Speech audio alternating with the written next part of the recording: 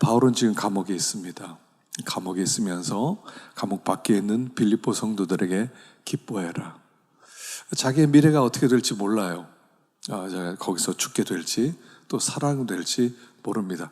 그럼에도 그는 성도들에게 기뻐하라 하는 그런 편지를 쓰고 있습니다. 왜냐하면 기쁨이라고 하는 것은 성도들의 가장 중요한 마크, 표시이기 때문에 그렇습니다.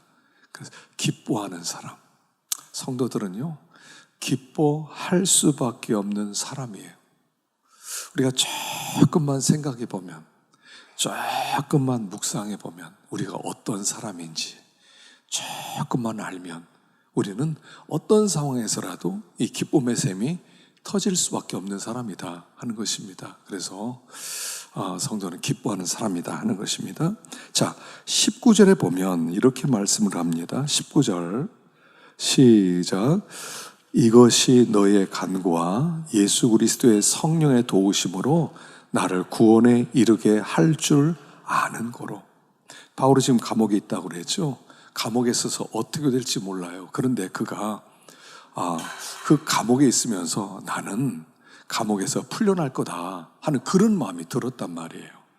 여기 구원에 이르겠다는 것은 내가 천국 간다 이런 뜻이라기보다 구원에 이르게 한다는 것은 그 감옥 속에 있다가 풀려나게 되는 것을 얘기해요.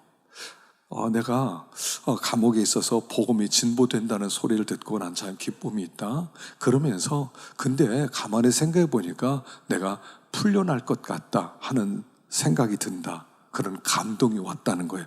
이유는 두 가지 때문에 그래요. 첫 번째, 너희가 나를 위해 기도하고 있기 때문이다. 두 번째, 예수님의 성령의 도우심이 있기 때문에 나는 감옥에서 풀려나게 될 것이다. 그거 이렇게 말하고 있다는 겁니다. 두 가지예요. 여러분, 성도가 위로를 받을 때는 두 가지가 있어요. 첫 번째는 뭐냐면 성도들의 기도예요. 지금 빌립보교의 성도들이 바울이 감옥에 갇혀서 열심히 기도하고 있습니다. 그게 위로가 됐단 말이에요. 그래서 계속해서 하는 얘기가 뭐냐면 이게 간접적으로 부탁하고 있는 것 같아요. 너의 간구와 성령의 도우심으로 나 구원받을 거야. 난 풀려날 테니까 나를 위해 계속 기도해 다오 하는 첫 번째 부탁이에요. 나를 위해 기도해 달라. 그리고 너희들의 기도는 반드시 응답되어서 내가 이 감옥에서 풀려나게 될 것이다. 여러분, 우리들이요 성도를 위해서 기도하는 게 참 중요해요. 성도를 위해서 기도하는 것은 해도 되고 안 해도 되는 게 아니에요. 해야만 해요. 왜냐하면 우리가 제사장이거든요. 제사장은 자기만 위해서 하는 사람이 아니에요. 제사장은 반드시 그 이웃을 위해서 기도하는 사람이에요. 하나님께서 우리를 그런 공적인 자리에 세우셨어요. 우리는 공적인 자리에 있는 사람이에요. 자, 너희들은 왕 같은 제사장이다. 그러니까 너희들은 반드시 다른 사람을 위해서 기도해 줘라 하는 그런 사명이 우리에게 있단 말입니다. 그러니까 우리들이 이웃을 위해서 계속 기도하셔야 돼요. 우리 금요일 날 분향단 기도회를 합니다. 분향단 기도회는 남을 위하여 기도하는 시간이 있다고 그랬어요. 하여간 꼭 기도하세요. 그냥 나 자기만 파묻혀 있어. 내 문제, 내 가정, 내 건강, 내 직장. 자기 연민에 너무 빠져있는 게 우리의 문제예요. 자꾸 이웃을 떠오르고요. 자꾸 기도의 영역이 넓어져야 돼요. 자꾸 우리 목장 식구들, 또 넘어서 초장 식구들, 또 넘어서 우리 여러 교우들을 위해서 계속 기도하십시오. 계속 기도하셔야 돼요. 우리가 6초장이 있습니다. 우리 장로님들이 초장의 중요한 장로님들이에요. 그래서 이 초장을 위해서 계속 매일같이 제가 계속 요청합니다. 장로님들 초장 식구를 위해서 매일 한 번씩 이름을 불러달라고. 아마 기도하실 겁니다. 그게 책임이에요. 이게 장로님의 가장 중요한 역할이에요. 장로님은요 다스리는 자예요. 다스리는 자. 다스린다는 것은 뭐냐면 돌본다는 뜻이에요. 그래서 초장 6개로 나눠서 장로님이 그 초장 식구를 위해서 아주 세밀하게 매일 기도할 것입니다. 그것처럼 우리 장로님만 그럼 기도하는 사람들이에요? 아니에요. 모든 성도가 다 기도의 사명이 있어요. 그래서 우리들이 이웃을 위하여 기도할 때 그게 그들의 구원이 되고 그들의 위로가 된다 하는 것입니다. 특별히 이웃을 위해 기도할 때 담임 목사를 위해서 기도를 많이 해주세요. 저를 위해서 기도해 주세요. 하여간 연약하고 부족하지 않아요. 하여간 목사는 연약하고 부족해요. 그럼에도 하나님의 말씀을 듣고 전하라는 이 자리에 세웠단 말입니다. 이게 얼마나 무거운지 몰라요. 요즘 들어서 이게 더 무거워지는 것 같아요. 요즘 예레미야서를 읽으면서 얼마나 이게 참 이 목회자가 어떤 존재인가를 다시 깨닫게 되는데 굉장히 무거워요. 굉장히 무거워요. 하나님의 말씀을 전한다는 게 너무 무겁게 느껴져요. 막 옛날에 비해서 더 많은 그런 무거움이 느껴져요. 기도해 주셔야 돼요. 기도해 주셔야 돼요. 잘 감당할 수 있도록. 하나님의 말씀을 잘 깨닫고 또한 잘 전할 수 있도록 기도해 주세요. 그래서 여기 바울이 기도를 부탁하는 겁니다. 나를 위해 기도하고 있는데 너희들의 그 간구가 나를 구원에 이르게 할 거다. 그러니까 기도 멈추지 말고 시간이 지나면 또 관심이 이렇게 점점 낮아지는데 계속 기도해 다오라고 부탁하는 거예요. 또 한 가지는 예수 그리스도의 성령의 도우심으로 바울은 늘 영적으로 성령의 도우심을 느끼고 있었다는 거예요. 여러분 성령은 영이라고 그랬죠. 영은 영으로만 우리가 캐치할 수가 있어요. 영은 영으로만 캐치가 되는 거예요. 그래서 성령이 나를 도우고 있다 하는 것을 뭘로 알 수 있냐면 영으로 알 수 있어요.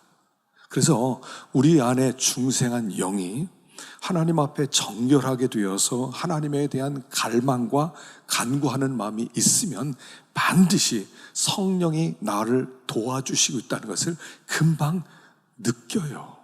이게 느낌이에요. 성령이 나를 도우시는 것 같아. 성령이 나에게 말씀하시는 것 같아. 성령이 곁에 계신 것 같아. 그래서 바울은요, 사도행전에서도 몇 번이나 얘기했지만 주님의 성령이 내 옆에 있었다. 그 성령이 나에게 말씀하셨다. 성령이 말씀하셨다고 그래요. 그만큼 강력하게 성령의 도우심을 그는 느끼고 있었다. 체험하고 있었다. 이런 것입니다. 우리가 믿음 생활하면서 좀 더 기도하는 가운데 성령에 좀 민감해지면요, 금방 느껴요. 성령과 멀어지면 잘 못 느껴요. 이렇게 뭔가 외로워지고 뭔가 클클해지고 이래요. 그러나 성령과 교통하면요, 성령이 말씀하고 있다는 것, 성령이 나를 붙들고 있다는 걸 분명히 알게 돼요. 이거는 말한다고 되는 게 여러분 체험하셔야 돼요. 그러니까 어떤 이상한 음성이 들렸다 이런 게 아니에요. 그냥 영이 영을 느끼는 거예요. 마치 부부 사이가, 여러분 부부 사이가 이렇게 멀리 떨어져 있어도 생각하는 게 어떤 때는 똑같아요. 어떤 때는 전화를 들으면 그거 바로 받아요. 그거 어떻게 바로 받느냐 그럼 나도 막 전화하려고 그랬다는 거예요. 느끼는 거예요. 이게 부부가 서로 느끼듯이 성령과 우리도 그렇게 느낄 수 있는 그런 관계라는 거예요. 그래서 바울은 이 두 가지 때문에 풀려나겠구나 그런 위로를 받았다는 겁니다. 성도들의 기도와 성령의 도우심, 이 두 가지 때문에 그는 확신 속에서, 위로 속에서 이렇게 감옥 생활을 할 수 있었다 하는 것입니다. 자, 20절부터 읽어보겠습니다. 20절 시작. 나의 간절한 기대와 소망을 따라 아무 일에든지 부끄러워하지 아니하고 지금도 전과 같이 온전히 담대하여 살든지 죽든지 내 몸에서 그리스도가 존귀하게 되려 하나니 이는 내게 사는 것이 그리스도니 죽는 것도 유익함이니라. 바울이요, 간절한 기대와 소망, 그게 뭐였냐면 내가 살든지 죽든지 내 몸에서 그리스도가 존귀하게 되는 거다. 내 몸에서 그리스도만 나타나는 것이다. 내 몸에서 그리스도의 향기가 나타나는 것이다.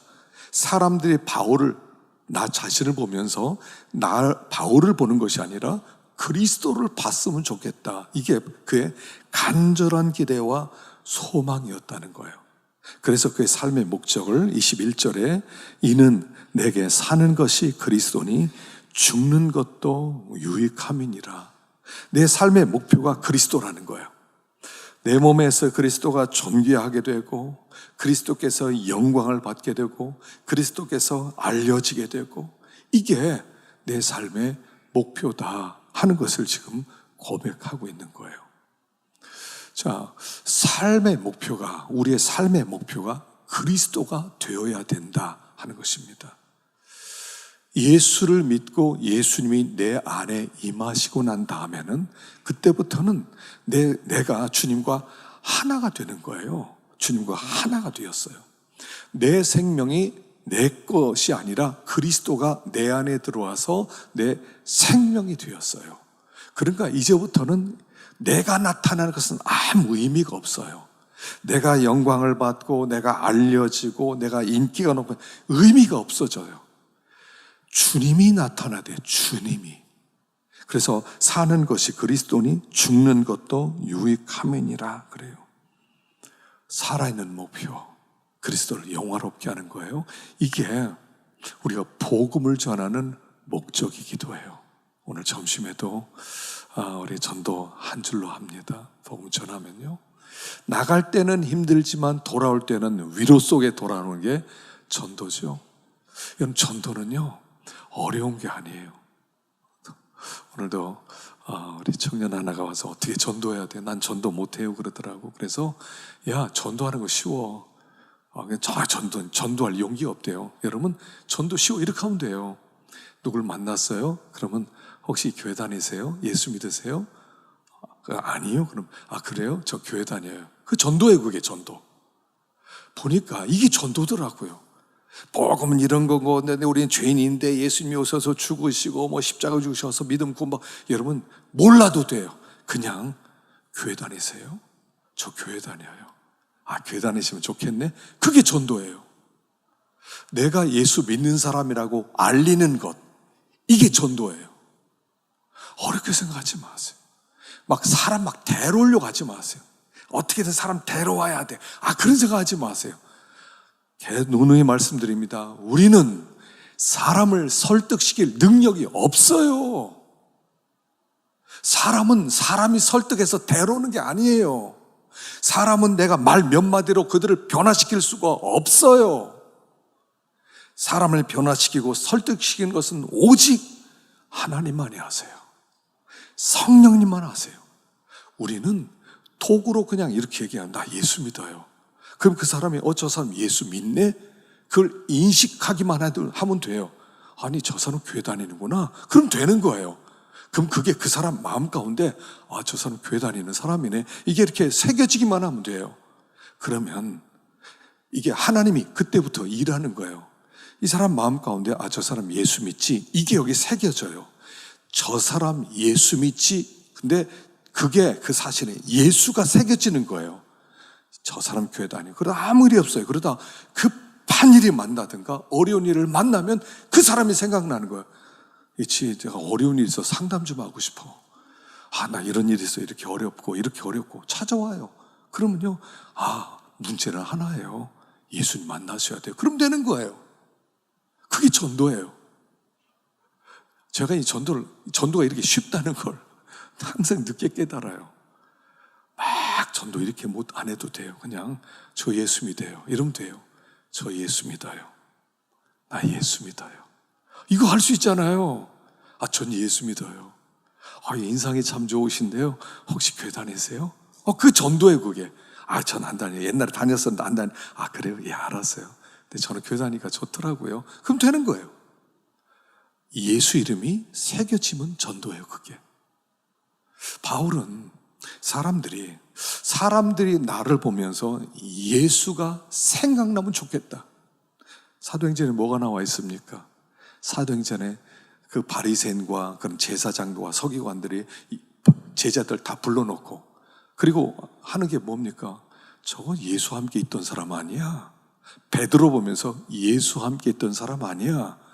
그 사람을 보면서 예수가 생각나는 거예요. 예수가 생각나게. 바울이 그걸 원하는 거예요. 바울이 뭘 합니까? 내게 사는 것이 그리스도니 죽는 것도 유익합니다. 나의 간절한 기대와 소망을 따라서 예수 그리스도가 존귀되게 하라나니. 사람들이 나보면서 예수 생각나면 되는 거예요. 그게 예수의 편지고 예수의 향기예요. 우리가 하는 일을 보면서 예수가 생각나면 돼요. 저 사람 보면 예수가 생각나지? 저 사람 맨날 교회 가는 사람이야. 맨날 성경이 있는 사람이야. 때때로 이렇게 가게는 가나 옷가게 가면 어떤 사람들이 그 안에 카운트에 성경책 펴놓은 사람들이 가끔씩 있어요. 그럼 이 사람 믿는 사람인가 보다. 손님 기다리면서 늘 성경 보는 사람이 있어요. 예수가 생각나요. 바울은 이걸 원했던 거예요. 사람들이 나를 보면서 예수가 생각나면 좋겠다. 그러니까 전도라고 하는 것은 그 자리에서 몇 가지 말 몇 마디로 변화시키겠어요? 저 예수 믿어요. 저 예수 믿어요. 예수 믿어 하는 거지만 예수란 이름이 새겨진다는 거예요. 예수란 이름이 새겨져요. 그게 전도 못해요? 누구든지 만나면 너 교회 다니냐? 나 교회 다닌다. 나 예수 믿는 사람이야. 그럼 돼요. 더 이상 말 안 해도 돼요. 다른 말 하지 마세요. 말 많이 할 필요 없어요. 그리고 예수님 나와 함께 하신다. 그리고 나서 이렇게 대화를 하거든요. 다른 얘기 하세요. 괜찮아요. 취미 얘기도 하시고 그러세요. 예수 믿는다는 얘기 한마디만 하세요. 나 예수 믿어요. 이거 할 수 있죠. 한번 따라해 봅시다. 나 예수 믿어요. 시작. 다시 한번 시작. 나 예수 믿어요. 나 예수 믿어요. 얼마나 좋아요. 내 입에서 예수가 나왔어요. 그 사람이 예수 이름을 들었어요. 그러니까 그게 새겨지는 거, 예수 믿는 사람이네? 그럼 되는 거예요. 나 예수 믿어요. 그 사람에 새겨지게 돼 있어요. 저 사람 예수 믿는 사람이래. 나 오랫동안 교회 안 다녔는데 이번에 교회 다니니까 이렇게 생각도 할 수 있고요. 역사는 하나님이에요. 하나님이. 내가 하는 게 아니에요. 여러분 함부로 사람 변화시키려고 하지 마세요. 조언하지 마세요. 상처 입어요. 사람은 말이죠. 조언하면서 자기를 꼭 드러내려고 그러잖아요. 그럼 하지 마세요. 그냥 예수 믿으세요. 하나님께 맡기세요.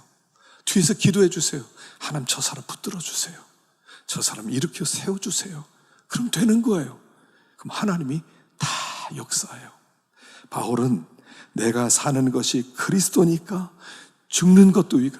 내가 죽어서 하나님의 이름이 높아지면 그 죽음은 참 귀한 거다. 그렇게 생각했다는 거예요. 그런데 22절 봅시다. 22절 시작. 그러나 만일 육신으로 사는 이것이 내일의 열매일진데 무엇을 택해야 할는지 나는 알지 못하노라. 자, 난 죽음조차도 하나님께 영광 돌아간다면 언제든지 난 죽을 수 있다. 믿는 사람 다 이거 갖고 있잖아요.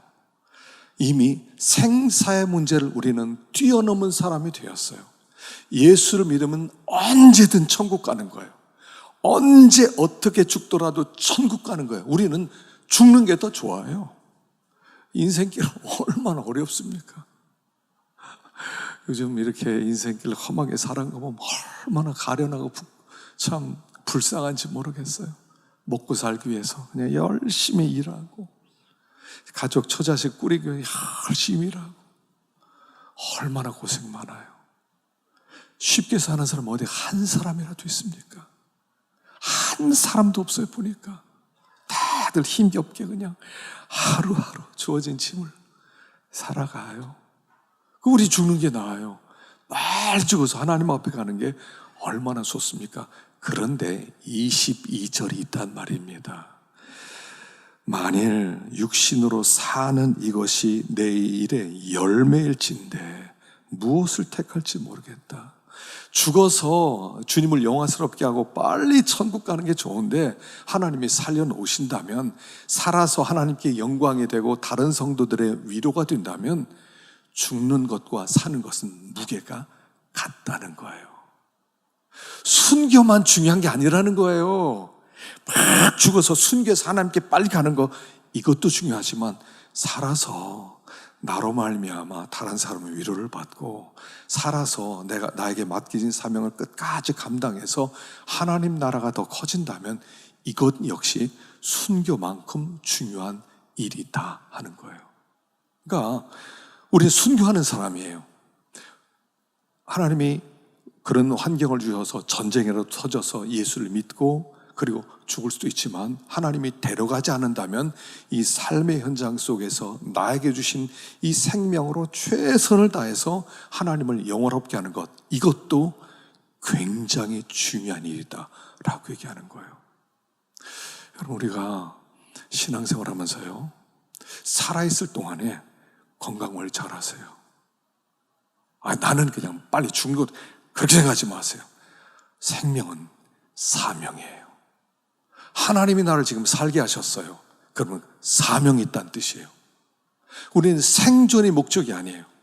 모세는 하나님이 여기까지, 자 이제 옷 벗어, 너 이제 옷 벗어, 그리고 나서 옷을 여호수아에게 딱 줘요. 자, 넌 나랑 가자. 그리고 바로 데려가세요.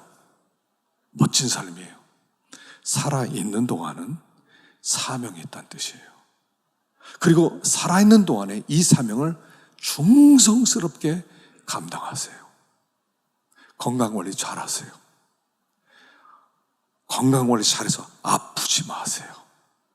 하나님의 사명 감당 위해서 건강하게 내가 주님이 나에게 맡긴 사명 감당하겠습니다. 이 믿음이 있어야 돼요.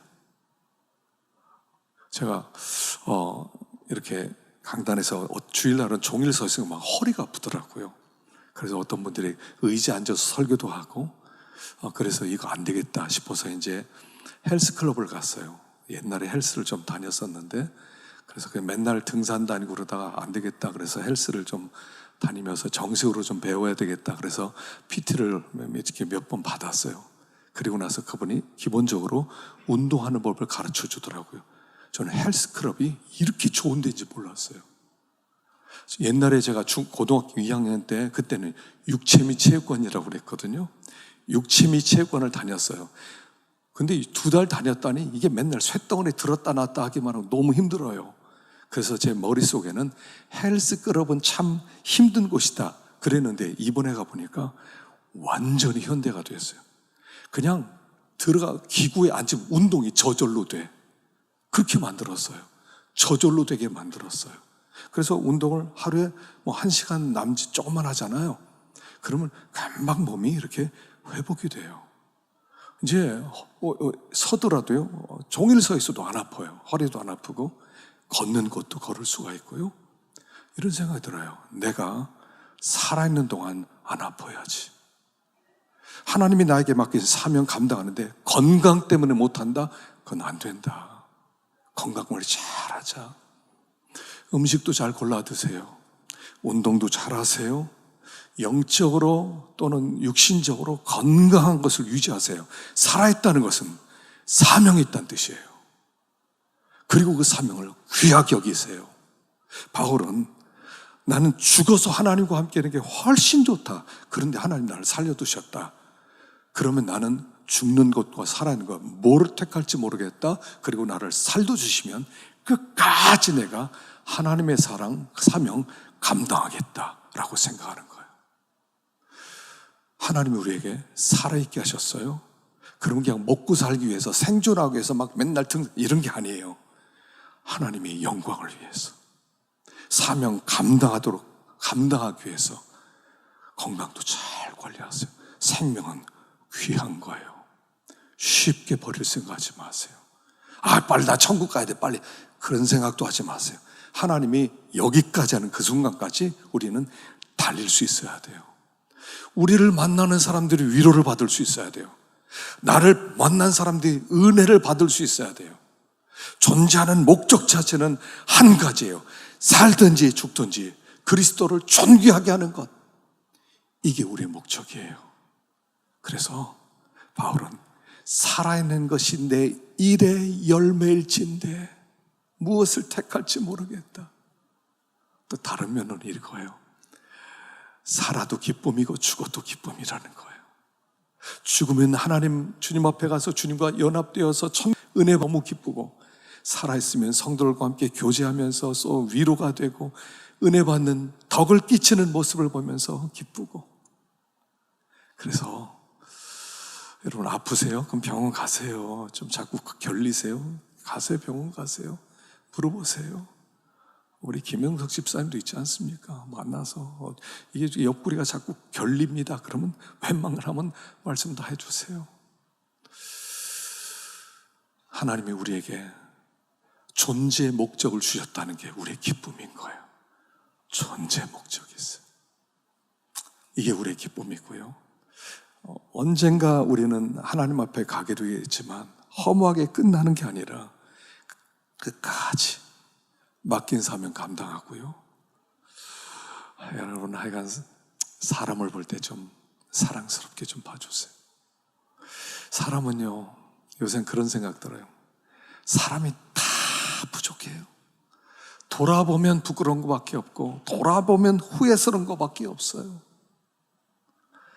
이런 연약한 나를 하나님께서 어떻게 봐주길 원하세요? 아이고 참 철이 안 들었구나, 참 불쌍하구나, 이렇게 봐주길 원하잖아요. 우리에게 진짜 필요한 것은 은혜예요. 은혜. 하나님의 은혜예요. 주 앞에 섰을 때 내가 참 의로웠어요, 난 떳떳했어요, 난 깨끗했어요, 이렇게 갈 사람이 누구 있겠어요? 누구? 아무도 떳떳하게 나는 진짜 죄 하나도 안 짓고 간 이런 사람 없어요. 그래서 우리가 서로를 볼 때도 그렇게 봐주세요. 아이고 아직 철이 좀 덜 들었구나, 내가 더 기도해 줘야지. 아이고 왜 이렇게 사랑스러워. 요즘 이렇게 우리 교우들 얼굴 뵙고 또 아이들도 볼 때 얼마나 사랑스러운지 모르겠어요. 사랑스럽게 봐주십시다. 참 사랑스럽다. 참 사랑스럽다. 그래서 위로가 되시고요. 주님 앞에 섰을 때 주님 우리에게 주시는 그런 큰 은혜와 축복을 누리기를 축원합니다.